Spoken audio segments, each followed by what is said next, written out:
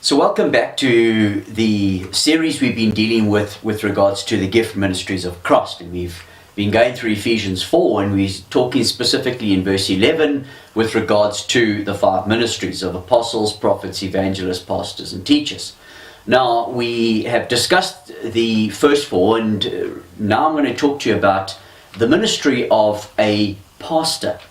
Now the word pastor is only used one time in Ephesians 4 verse 11, and that word in Greek means poimen, which quite simply also means shepherd. So very clearly we see from the scriptures that a pastor is a shepherd, and we see in the scriptures, especially in the book of Peter, 1 Peter chapter 5, where Peter calls the oversight and the leadership together, the group of elders, and he instructs them to care or shepherd the flock. So very clearly the word pastor means shepherd. Now in Titus chapter 1, and we read from verse 5, he says this, Paul writing to Titus says, "For this cause I left you at Crete, that you should set in order the things that were wanting, and ordain elders in every city as I appointed you." And so with regards to ordaining elders, we see that the word is always used as a plural. So never is one man ordained as an elder. There's always got to be two or more, a plurality of elders. And then he in verse 6 says, the elder must be, and he then gives the qualifications of an elder. When we look at the word for elder, the Greek word, it means presbyteros. So we also see that a group of elders is presbyterion. Now that also makes reference to it being an elder or an older person. So when he talks about ordaining elders, if you go to 1 Timothy chapter 3, Paul instructs Timothy in the same way he did to Titus, to go into the towns and the cities where he had been. Obviously Paul's imprisoned, he can't get there, and to go and set the churches in order by the ordaining of elders.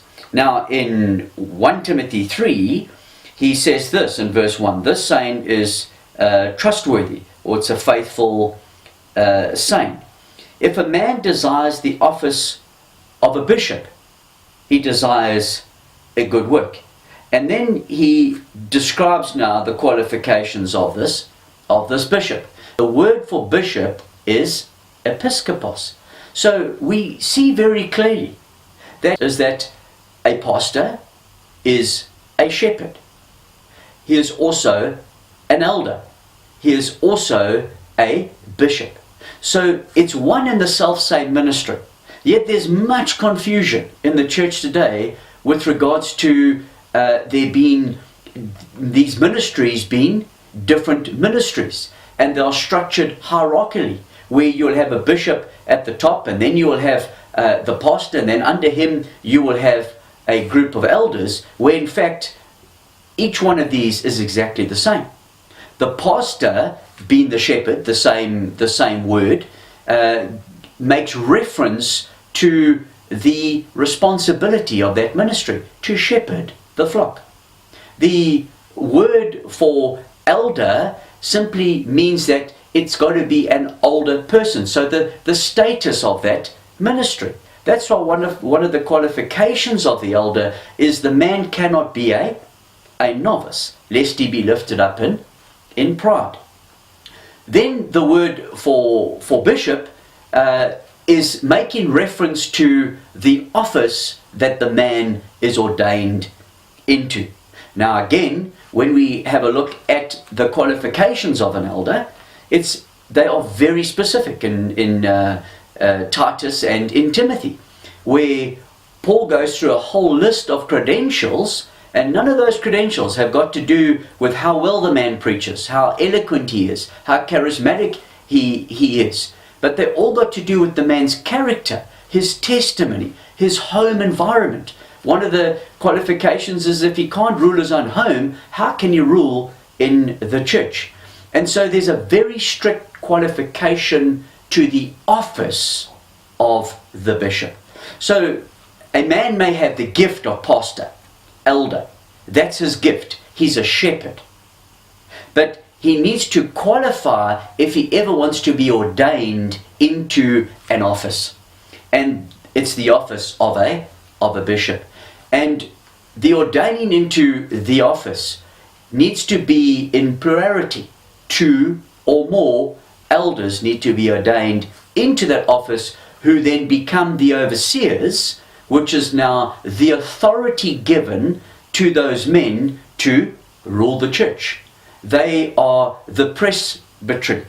And so what we see here is very strict qualifications to qualify for that office, because we're putting men into a position whereby we're saying to the entire congregation, you can follow the lives and the testimony of these men. If men do not yet qualify, they can still continue to fulfill their ministry of pastor, elder, which is to shepherd.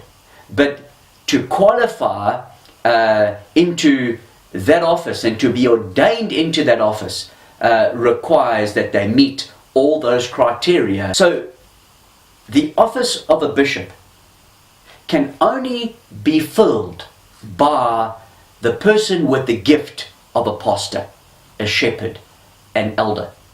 We cannot ordain an apostle, a prophet, an evangelist, or a teacher into the office of a bishop. Only the pastor, the shepherd, the elder can be ordained into that office if he meets the qualifications or the requirements for that office. And in the next video, we'll make reference to the office of the deacon.